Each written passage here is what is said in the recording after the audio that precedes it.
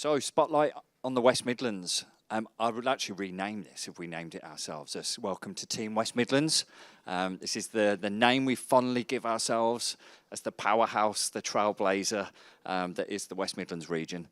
So I'm really proud to be from the West Midlands myself, but also to have these amazing panelists with me today. So my name's Yiannis Maos. I'm Head of West Midlands Regional Engagement at Connected Places Catapult, and I'll get my panelists to introduce themselves. So over to you, Sarah. Hello everyone, I'm Sarah Windram. I am the Deputy Chair of the West Midlands Innovation Board and also the Head of Cluster Development at Myra Tech Park.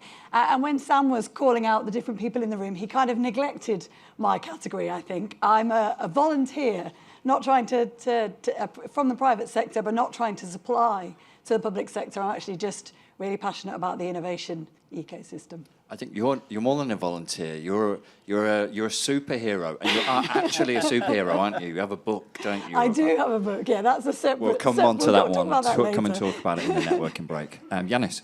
Yeah. So hello everyone. I'm Yiannis Maos. I'm the chief exec and founder of Tech West Midlands and Birmingham Tech Week, which is the largest regional tech festival in the UK. Tech West Midlands exists to supercharge the tech ecosystem across the West Midlands and foster an environment of collaboration.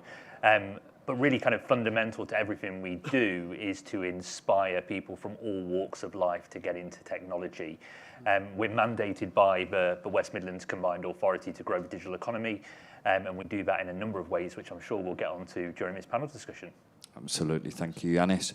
Alex. Yep, good afternoon everyone. I'm Alex Whedon, I'm Executive Director for SME Development and Academic Engagement at Connected Places Catapult. That's a very long title, but effectively all you need to worry about is, it's me and my team that look after the delivery of the West Midlands Innovation Accelerator programmes. Alex does all of the stuff, should be simplified too. Absolutely. I do not. The team do all of the stuff, and I come up and sit up here and take the credit. Thank you, Alex. And Sanjay. Good afternoon, everyone. It's great to be here. Our company is based in the West Midlands, but my accent, as you can tell, I'm not from the West Midlands. And there's a reason why we picked that region specifically, which we'll touch upon later. So I'm the co-founder at Global Nano Network. The world is looking at electrification as a way to solve climate crisis. However, the battery industry has a long way to go to actually make that a reality and actually be sustainable in their own approach. So the way we do this is we have a product that helps to make batteries more efficient, but also expand their battery life. Which means you lower the total cost of ownership of that device. In addition to that, we have a manufacturing process that enables cell manufacturers to actually have a better process when they make the cells, reduce the amount of power that's used, toxic solvents, which overall reduces the cost of the cell, but also reduces the carbon emissions of the cell manufacturers. So that's what we're focused on. Proud to be a company based in the Midlands, and look forward to our growth as well. So thank you. Thank you for joining us, Sanjay. I appreciate it. And just for anyone with OCD, I apologise for not sitting in the row as advertised there, but I need to be able to see the lollipop lady over there who's going to tell me off when I'm not keeping to time. Okay, let's get stuck in. So, Sarah, you are the Deputy Chair of the West Midlands Innovation Board. You're also Head of Cluster Development at Hariba Myra, which is a big technology park in the West Midlands. When we talk about collaborative coalitions of public and private partners to drive growth, what does the West Midlands do that's kind of unique or special in terms of industry engagement and governance structures? So I think it comes back to what I talked about with those private sector volunteers. We've got a very mature, I like your collaborative coalition. We've got a very mature way of working in that respect, I think, stemming from the 3LEP geography. That was where Ian, you and I first met well over a decade ago, and that kind of can-do attitude in terms of forming these coalitions. I remember we formed the West Midlands Digital Partnership. Digital is the golden thread that goes through the rest of the economy, coined by Ian. Yes, but pre the even Andy Street's first election, we formed the Digital Partnership to really work across that 3LEP geography. I mean, the West Midlands is a big region, 3-city region. You could argue in terms of Coventry, Birmingham, Wolverhampton. So yeah, that coalition coming together, but coming together with a very clear purpose. And I think the industry part of that has always been really important in terms of what's the direction of travel? What's the end goal? Is it usually it's about growth, it's about market, it's about that opportunity. And I think we've always been very good at using the right resource in the right way in that respect across the West Midlands. So, as I said, kind of industry and the private sector sort of setting the direction of travel, but then the West Midlands Combined Authority and colleagues. And so if you look at it like a ship, it's the private sector are kind of saying, right, this is where we're headed. And I feel like the WMCA help us to kind of navigate the course. And then if you're carrying on with that analogy, I think the universities provide the maps, they provide the kind of evidence and the research that helps us to get to where we want to go. So yeah, I do think it's that kind of, maturity of those relationships. And obviously it was said, I noted it down earlier, but that generous collaboration, like nobody is trying to grab everything. We're all very aware of kind of what our strengths are and what we can do and what we can contribute.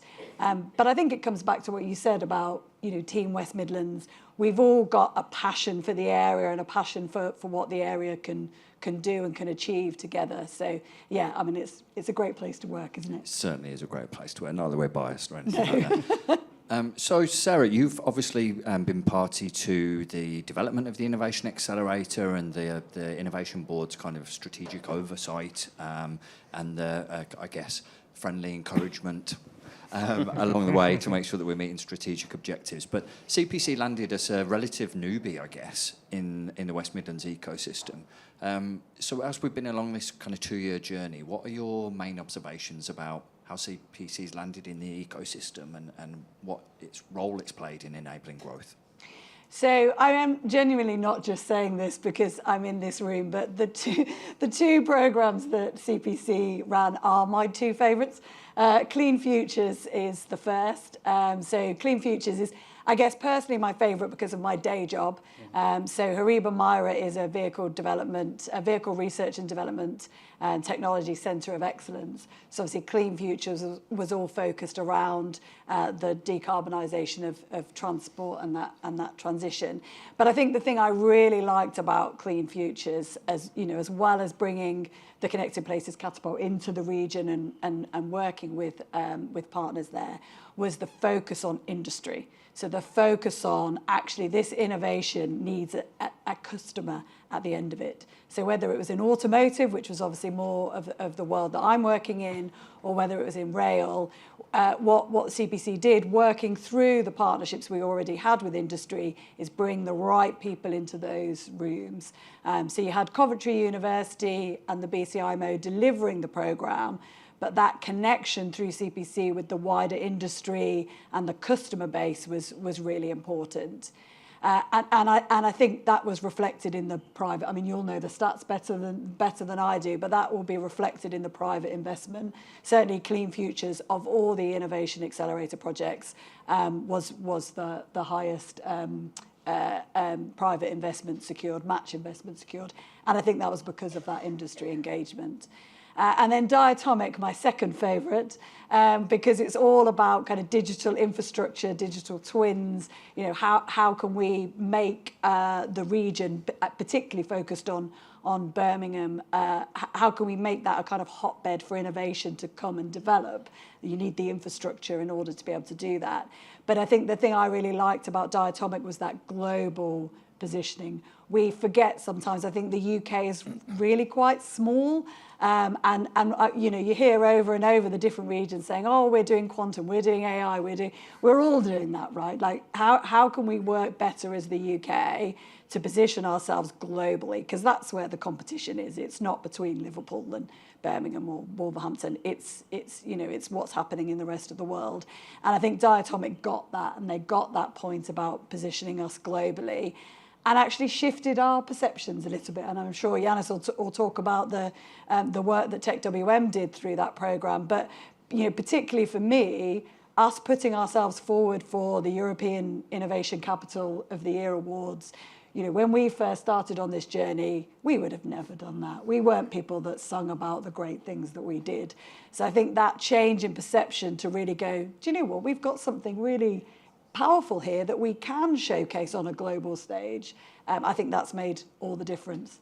And those things are really hard to capture in the evaluations, aren't they? That's the challenge. But yeah, that's why that's my second favourite project. Okay, we'll pop you the £20 on the way. Thank you very much.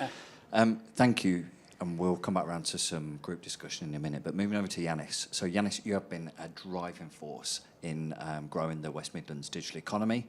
When we're talking about kind of global propositions and the West Midlands is open, how are you selling us to the world? Yeah. So look, I think kind of there's a cultural shift happening in the West Midlands right now. We have been self-deprecating in the past and very kind of humble, and we don't want to lose that.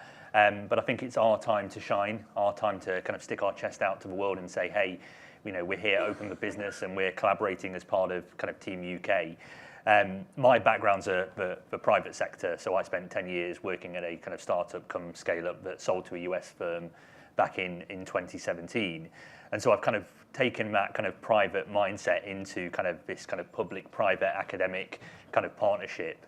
And one of the things I was kind of adamant about is we need a strong narrative to take to the world. So we've spent a lot of time developing this kind of narrative, which was a true collaborative project. Over 100 partners across the tech ecosystem contributed to that. So all the universities, private sectors, organisations like IBM, Goldman Sachs, Accenture, and also the public sector. And we landed on this message of making tech succeed in the most human of places. And that really kind of resonated both locally, nationally, and internationally with the youngest, most diverse region in the whole of Europe.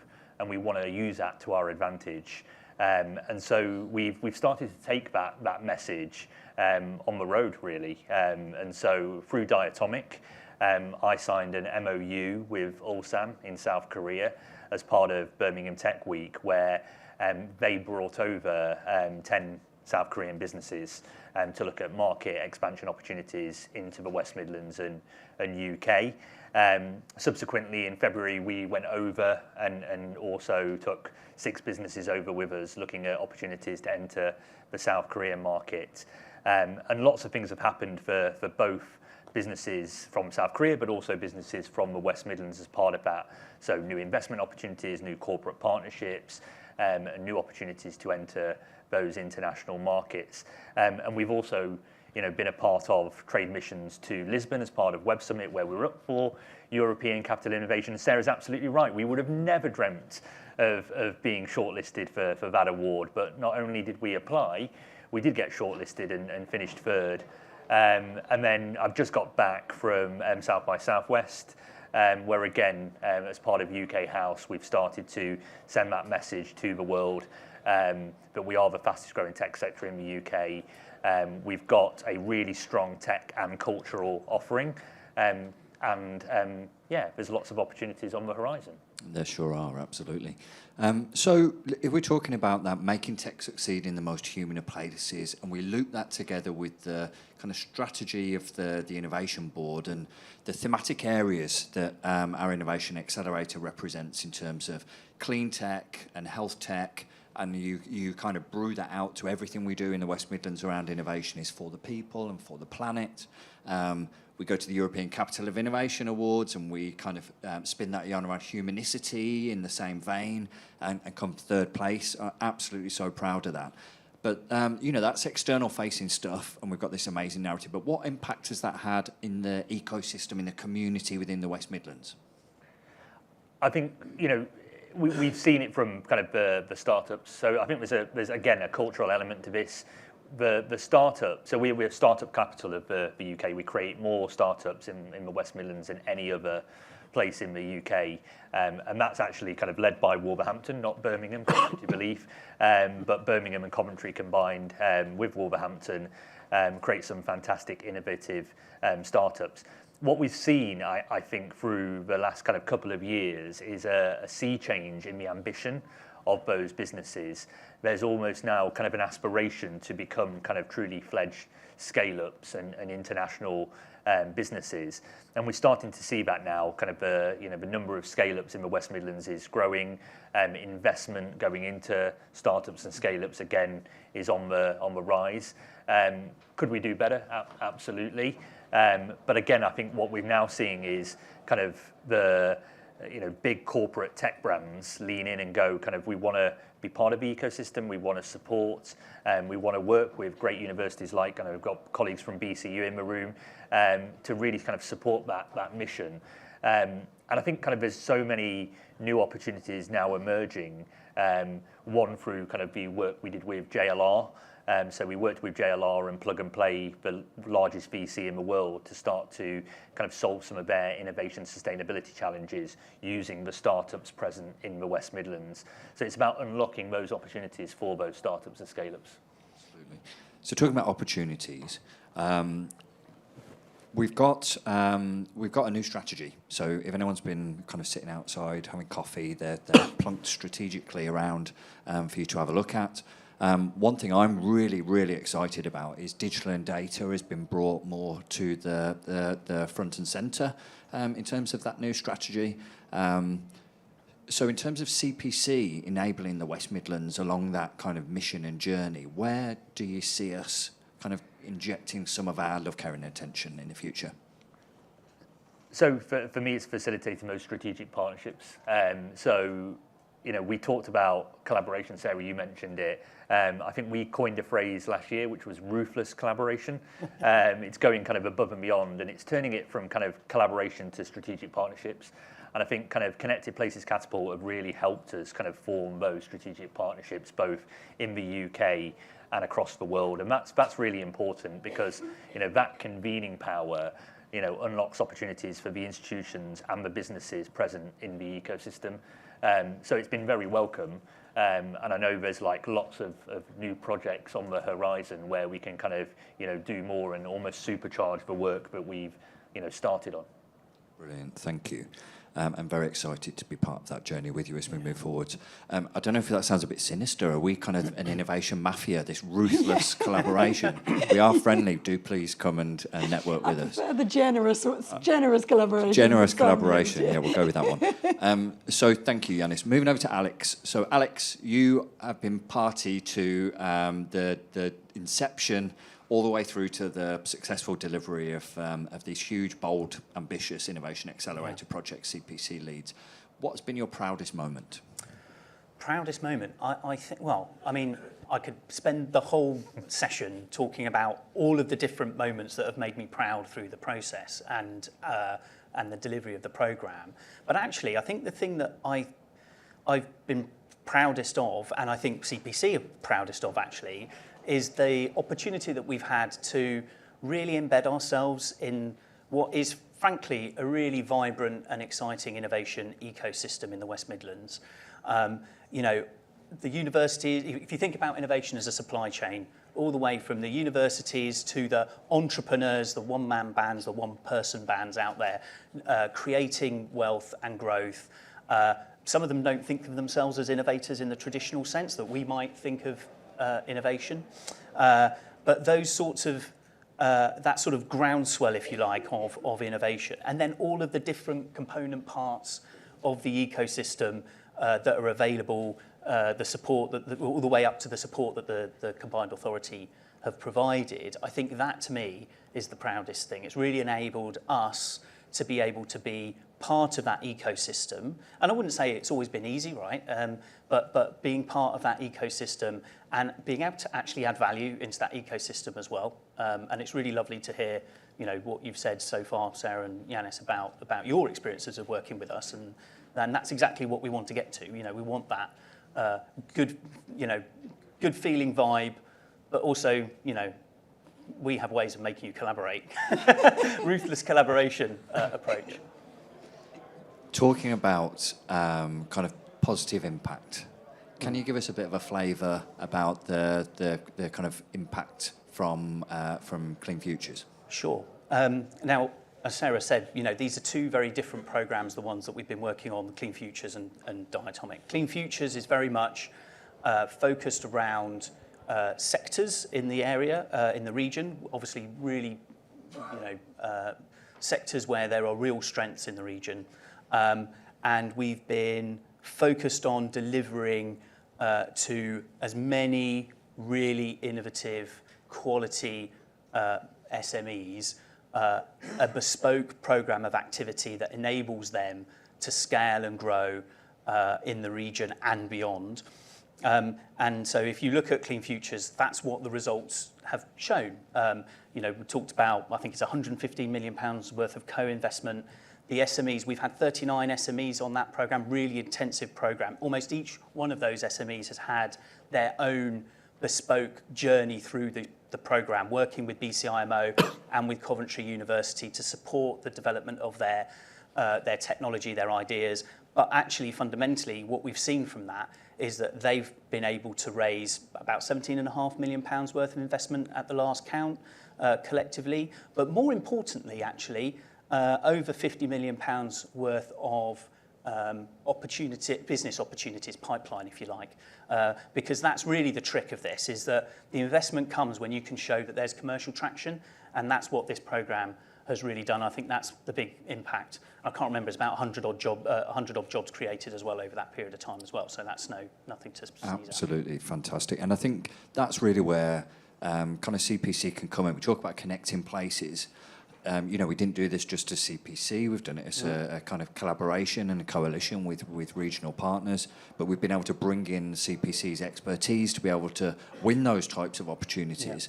And ultimately, at the front end, enabled over £16 million worth of new innovation funding to come into the West Midlands to be able to deliver in a way that the West Midlands chooses that's right for them. And I'm really proud that the CPC have been able to do that.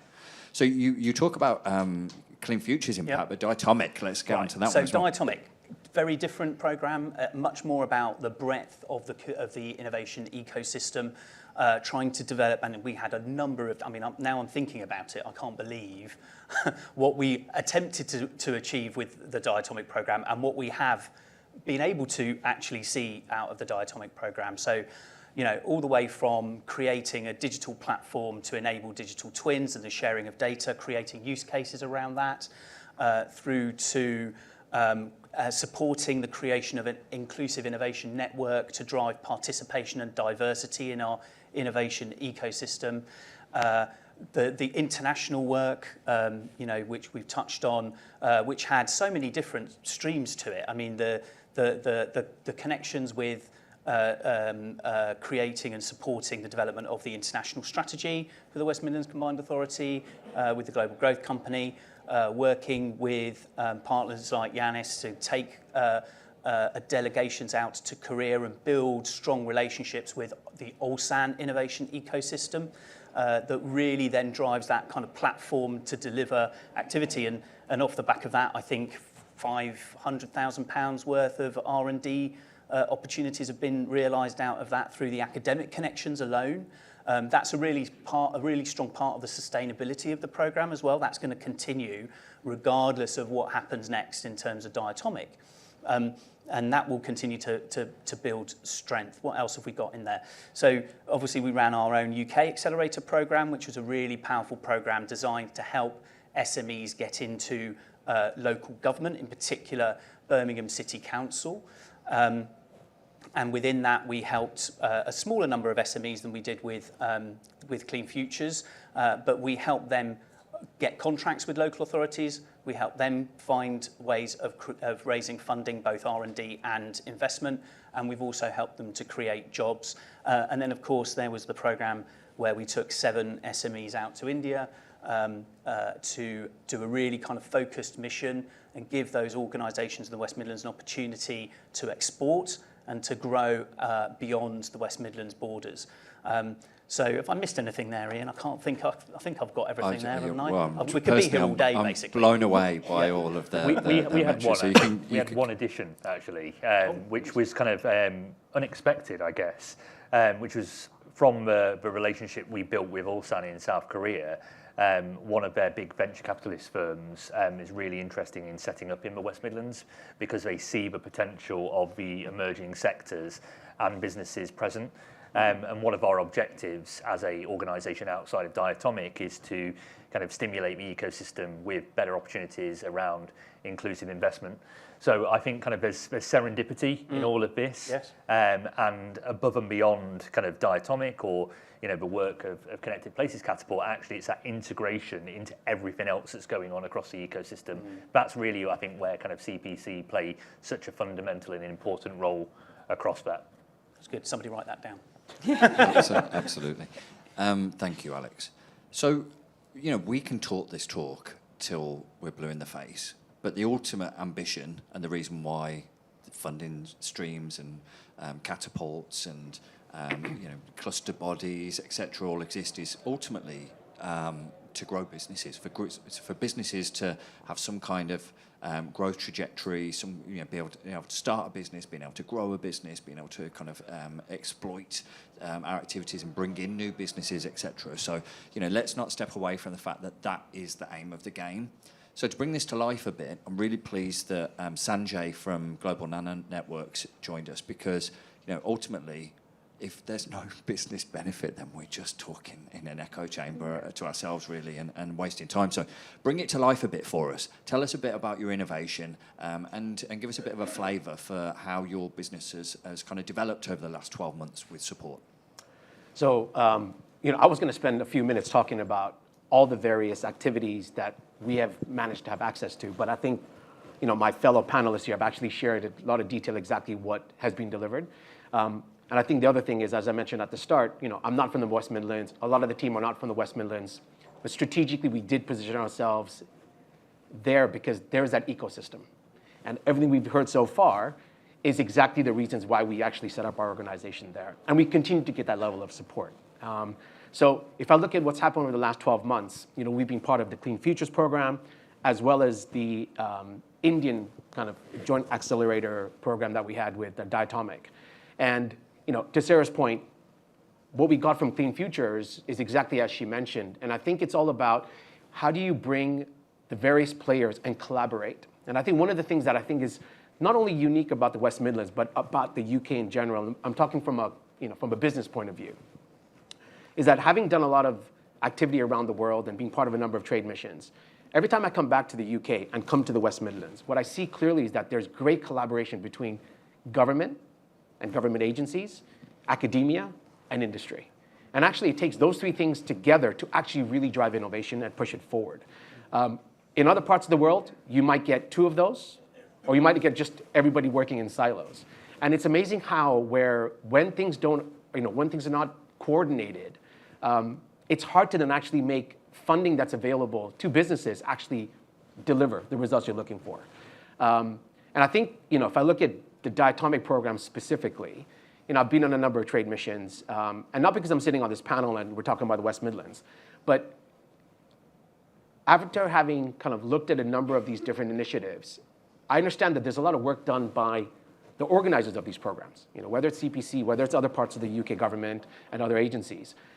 The only way for a business like ours to extract value from that is putting as much effort into it, right? And I think, if there are other businesses out there looking at growth and looking at where they're looking to actually expand their business, whether it is within the UK or go global, it's very important to figure out and do your own due diligence to see what these programs deliver and are they fit for your business. And the reason I say that is, certain programs have got, maybe 39, 40, 50 companies, whereas we were 7 companies went out to India. Despite being such a small group or such a small cohort, you can't expect as a business that, the organizations like CPC to be able to deliver something for everybody, right? So it's a very big ask. And I think what we see and the way we see CPC doing a great job for this is actually, number one, trying to make sure that there's some tailored aspect, right? I think Alex mentioned about, having a lot of companies, but then you tailor the activities for each of the companies so that actually the output is what you're looking for. And I think the other thing is, and I'm, again, being very candid, with the Diatomic program, it's the only one I've actually been part of where there were 2 stages. We went out to India once, and then we actually went back again a few weeks ago, actually.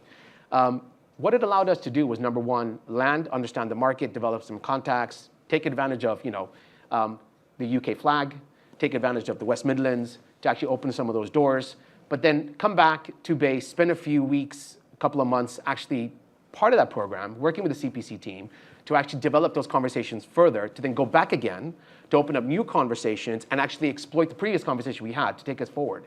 So, one of the things I wanted to say is that if I look at 12 months being part of these programs and what it is from our perspective, actually just visiting these markets is great. Just being part of these programs is great. But actually the reality is, what has it delivered? And what it has delivered for us is we're now talking to new partners that we wouldn't have had access to if it wasn't for these programs. And we continue to have further conversations, which we hope will slowly show that there is more light at the end of the tunnel. Excellent, thank you. And I'm so pleased that you've been able to get some benefits out of the hard work of the team. So to kind of summarise that before we go out to questions from you, lovely lot in the audience. So the West Midlands, it stands for, it's a city of 1,000 trades. It kind of comes from a dirty industry heritage of manufacturing and if you were kind of to look back in history, you might think that we're probably 99% responsible for half of the carbon emissions going on across the world. And we're a new generation of people working in this now. There's a new narrative. You don't want to grow up in the West Midlands thinking your only option is to work in a car factory in those kind of industries. But the future of a car factory is digital. It's innovative, So that transferring that kind of narrative from very rich manufacturing kind of heritage into changing that into clean tech and the health and life sciences expertise that we've got in the region, and being able to change that narrative from dirty industries to everything we do is for the people and for the planet, and to win accolades for that and to be proud to be part of that is such an exciting place and time to be in at the moment, isn't it? I think what the kind of culmination of that is the West Midlands is really proud, but the West Midlands is open. The West Midlands wants to work with other regions like Liverpool, like Belfast, like Manchester, like wherever. We are super friendly. And if you came in here not Team West Midlands, we hope that you leave Team West Midlands. That's the kind of key takeaway. So anyway, enough of me. I want to pass over to any questions from the audience. We've got, 5 minutes, I think. Exactly. Anyone for anyone. Patrick. And someone's coming around with a microphone. Thanks, everyone. I'm Patrick from Birmingham City University. I just wanted to ask a question to one of Yiannis's points around how we, as an ecosystem, can better support startups to turn into scale-ups. Yeah, so it's a very good question, and one, Patrick, I think I obsess about all the time. There's a lot of challenges, right? So kind of if you look at the investment going into West Midlands tech businesses, even though we create more startups than anywhere else in the UK, we're pretty low. We're one of the worst regions for getting investment into those startups. I think that what we now need, and I think the previous panel talked about this, is we need that North Star. We need almost this kind of aspirational position for a kind of startup come scale up to want to be a part of. And I think that's a really kind of high quality business support investment vehicle, possibly a physical space. So it's what I like to describe as a semi-closed ecosystem in the vast, ecosystem that occurs around it, which is messy, it is organic, and it is beautiful because of that. So I think kind of we need to inject that quality. It comes back to what was said earlier about we can talk about kind of getting investment into these businesses, and a lot of businesses turn around to us and say there's not investment available, and I'm like, well, that's, and I won't swear, but not right. We live in a global economy. You can get investment from anywhere around the world if you've got a commercially viable product and service. And I think that's the kind of mindset we need to now kind of instill within our businesses to ensure that we can unlock that true potential. Ian, you mentioned like a city of 1,000 trades. I'd like to kind of flip that and say the West Midlands is now a city of 1,000 opportunities. Can I just follow? I mean, I think, agree with everything that Yiannis said, and I think the money is out there.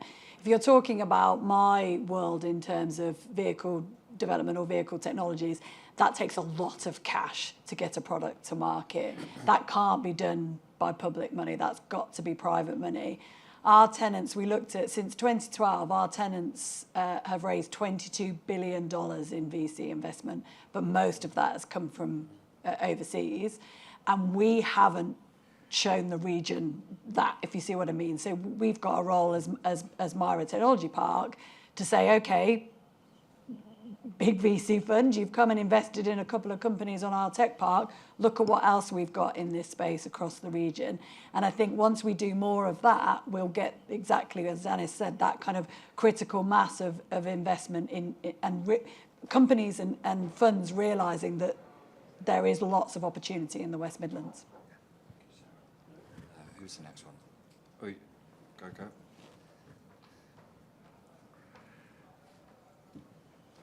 Andrew Ross from Global Garden.